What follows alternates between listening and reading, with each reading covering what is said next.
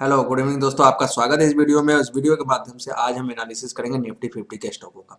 Nifty 50 के स्टॉकों में last trading session में जो फ्राइडे को 18 दिसंबर को जो ट्रेड हुआ है उसमें बहुत सारे स्टॉकों में लो वॉल्यूम के साथ में ट्रेड हुआ है।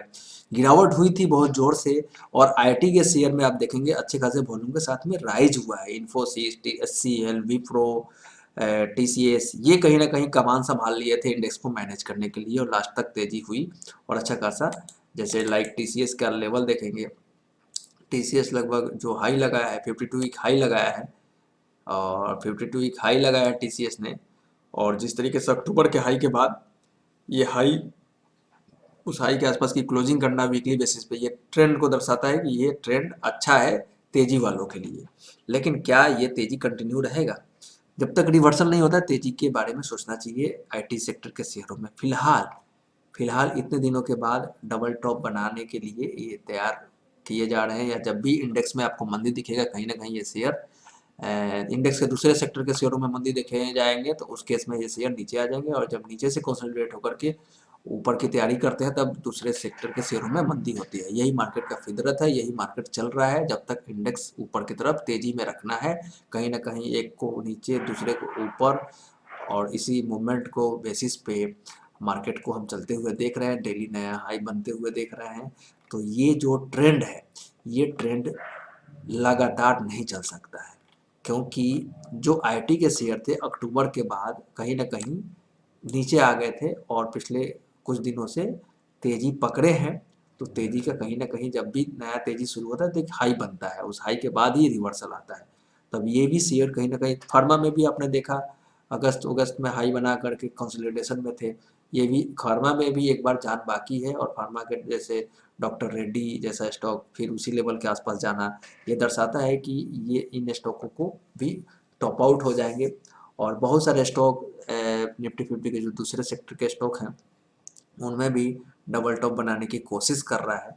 और लो वॉल्यूम के साथ में ट्रेड होना ये दर्शाता है कि जो रिटेलर पार्टिसिपेंट है वो कहीं ना कहीं स्टॉक को बाई कर रहे हैं और बड़े लेवल के होल्डर जो इन्वेस्टर हैं वो कहीं ना कहीं सप्लाई कर रहे हैं।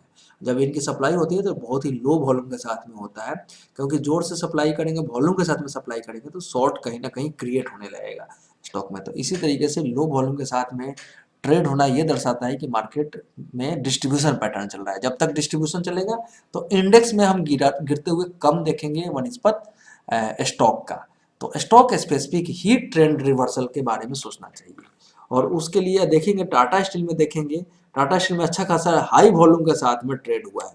और टाटा स्टील में हुआ क्या है कि टाटा स्टील का जो हाई और लो है बिल्कुल लो के आसपास बंद होना, जो कि इंट्राडे का जो एवरेज प्राइस है 635 के नीचे बंद होना ये दर्शाता है कि ये वीकनेस है। लेकिन क्या वीकनेस कंटिन्यू होगा? तो इसके लिए वीकली ब्रेकडाउन होना जरूरी है। पिछले वीक में मैं इसके अभी जो वीक खत्म हुआ है उस वीक में वीकली ब्रेकआउट हो गया था, लेकिन इस वीक में 620 के नीचे ट्रेड करेगा तो ही एक अच्छा खासा मंदी के बारे में सोचा जा सकता है। और जिस तरीके से टाइम एंड प्राइस दोनों मैच करेगा तो ही रिवर्सल के बारे में रिस्क लिया जा सकता है शॉर्ट साइड में। बाकी इंट्राडे जो सपोर्ट है 624 के आसपास सपोर्ट है और मेजर सपोर्ट 618 के नीचे का है। 618 टूट जाएगा और वीकली ब्रेकडाउन लेवल हो जाएगा तो फिर अच्छा खासा गिर सकता है। 641 42 एक और इंट्राडे के लिए 638 और मेजर 645 के ऊपर इंट्राडे में चलता है तो जरूर कोशिश करेगा 642 के ऊपर की क्लोजिंग होना। क्या हो सकता है ये मार्केट को डिसाइड होने देंगे। As for my view high volume के साथ में ट्रेड होना नीचे की तरफ ये दर्शाता है कि मंदी का कारक है और हाई वॉल्यूम के साथ ऊपर के ट्रेड करना ये दर्शाता है कि तेजी के कारक है। ये एक सिंपल स्टडी है, कंपलसरी नहीं है कि ऐसा ही होगा। हमें इंट्राडे बेसिस पे ट्रेड के लेवल को जरूर मैच करना चाहिए। और इस तरीके से देखेंगे कि जो स्टॉक गिर रहे थे उनमें बहुत ही लो वॉल्यूम के साथ में ट्रेड हुआ है तो ये भी दर्शाता है। अब यूपीएल में कहीं ना कहीं तेजी देखा गया है 26% लो वॉल्यूम के साथ में, तो ये कोई बहुत बड़ी तेजी का कारक नहीं है। और ओएनजीसी में 2% ₹2.5 फॉल हुआ है 12% लो वॉल्यूम के साथ में, तो ये दर्शाता है कि कोई ज़्यादा मंदी नहीं है। लेकिन डिस्ट्रीब्यूशन में लो वॉल्यूम के साथ में नीचे आना भी एक तरीके से निगेटिव माना जाता है लॉन्ग टर्म पीरियड में।